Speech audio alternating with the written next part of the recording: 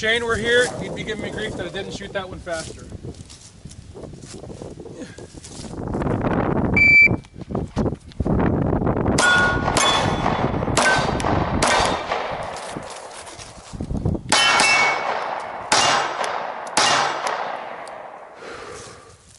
Hey guys, welcome out to the range. Today's discussion, closed emitter optics versus open emitter optics. I will tell you that in my camp, open emitter optics. That's my choice. And I'll give you the why behind it.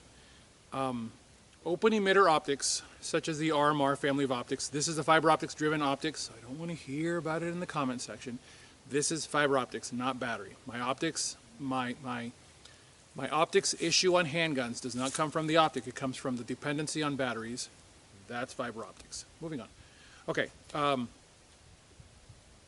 for me, open emitter optics are the choice. And that's born out of a life-threatening event that happened when I was a police officer. And I'll cover that in a second. Open emitter optics are typically going to be a single sheet of glass, and it will allow you to cover the front and back of that sheet of glass with a dilution of baby soap, and then you never really have to worry about humidity sticking to it.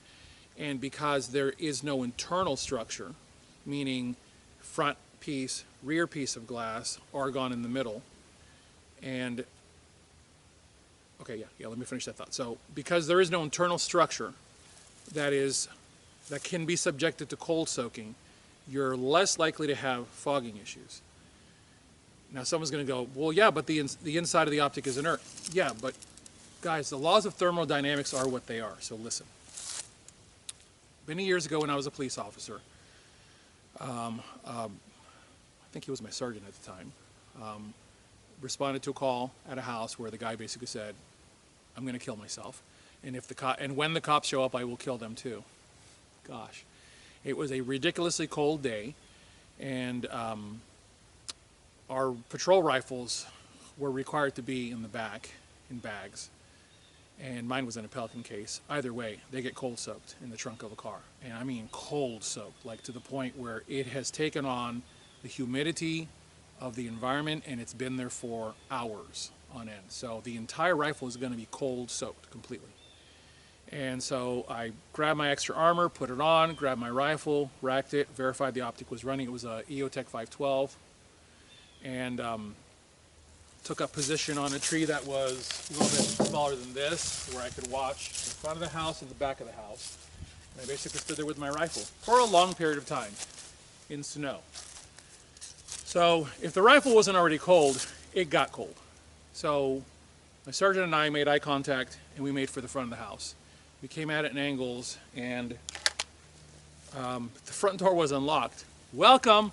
And as soon as he and I broke the threshold and stepped into the house, it was a warm, humid house, and our optics just fogged over. Now, you would say to yourself, well, how can that be? Well, it be. Because remember, it doesn't matter if the inside is fog-proof, because it's argon-filled. Remember, Eotechs have front and back sheets of glass. The glass in and of itself has become so cold soaked that it doesn't matter if you have cat crap, which is a product for those that don't know. Cat crap is an anti-fog product, or baby soap, or whatever. You have that level of cold, and going directly into that level of warm, you're going to fog over, and that's what happened. So basically, what I ended up doing was, I turned my rifle sideways, because the powers that be had decided that we couldn't have the fast throw thumb levers on the optics to dump them should something happen to the optic. No, they were hard mounted with hex screws. So we couldn't dump the optics. So basically I turned my rifle sideways and cleared the house using my index finger and the body of the rifle as essentially an aiming guide as we went through the house and searched. Guy wasn't there. Nobody got hurt. Whatever.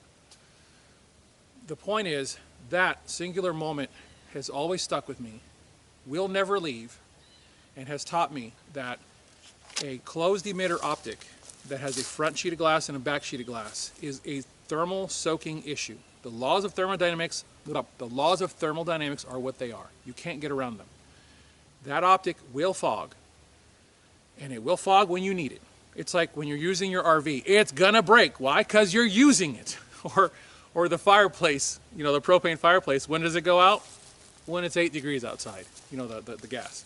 So I have chosen, with a lot of thought, to stick with open emitter optics because it's a single sheet of glass that I can deal with, and it is less likely to have thermal soaking issues.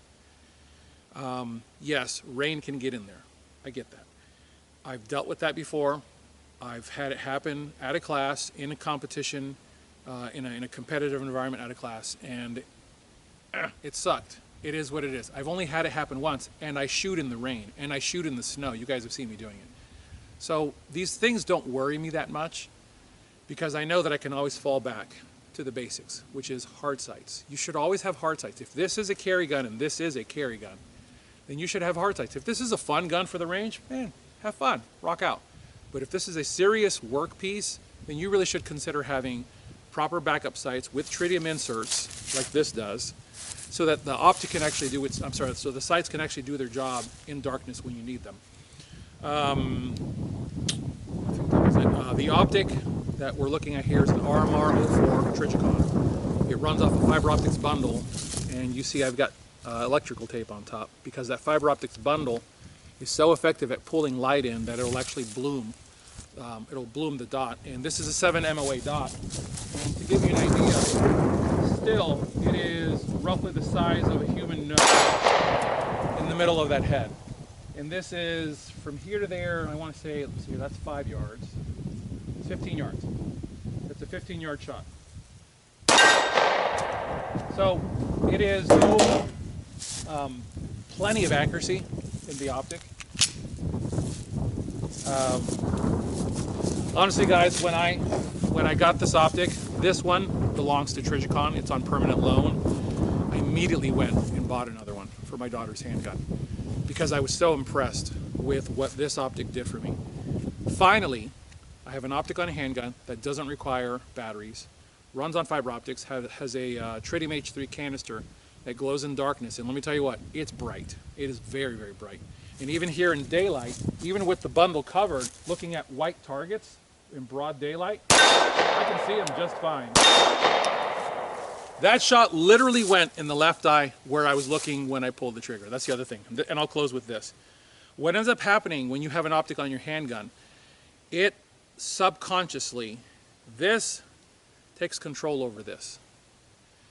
And it does it at a level that hard sights cannot do because hard sights constantly require a cognitive lock. You have to lock on rear, front, target, rear, front, target, rear, front, target. Every time you shoot, it's rear, front, target. And with this, all it is target fixation. It's bad guy fixation. There he is, there he is, there he is. You guys have seen me do this before with hard sights, but it took me a little bit longer from shot to shot. All I'm doing is superimposing the dot. Dude, that's literally where I looked. That was right there. That's literally where I was looking when I pulled the trigger. Because you're gonna get this effect from your dot. It's human nature. I'm 50, I have essential tremors, right? My hands shake a little bit just because of my age. It's fine. I've got a target, that's a 25-yard shot without even thinking about it. Optics on handguns change everything. They really do. And I know that some of you are going, but guys, you've only heard half of what I was saying for years. Go back to those videos and you'll watch. My issue is batteries. Batteries are the problem. These types of optics get it done. Every once in a while, I would advise, get out a Recover Tactical 2020, lock your handgun in it, get on that thing, and verify that your optic is zeroed. And the reason I say get the Recover 20, the Recover Tactical, or any, look, let me put it this way. Find a way to immobilize your gun so you can dead center see exactly where that dot is looking. Get out good ammo, because I have 115 grain jacketed hollow point. That is my carry ammo, and I bought a case of the stuff. Ow! Yeah, that hurt financially to do. I bought a case of it specifically so that my carry ammo was also my verification ammo. I verify my dot with my carry ammo, and every round I launch is like almost a, what is it? Just a buck. It's almost a buck. It is what it is, guys. This is a life-saving tool. If I miss with this, I'm gonna hit a 5-year-old in the face. Those are the rules, okay? That's how it works. If you miss a round, you can bet that bullet's going to find a 5-year-old in the face. And that's what you're going to live with for the rest of your life because you didn't do the work. Find what works for you. Know your capabilities. Know your equipment capabilities. Put the work in. As always, I thank you guys for watching. I thank you for your support. I thank you for your sling purchases and your donations to keep this channel 100% corporate free, corporate influence free. And trust me, guys, I get hit repeatedly by all the Chinesium garbage companies trying to send me product to push to you guys. I'm not doing that. I am independent. And because of your support and your purchases and your donations, this channel remains independent. And it will always remain so. As always, I thank you for watching. God bless you all. Get those guns out in practice. Have a good one. Let's shoot.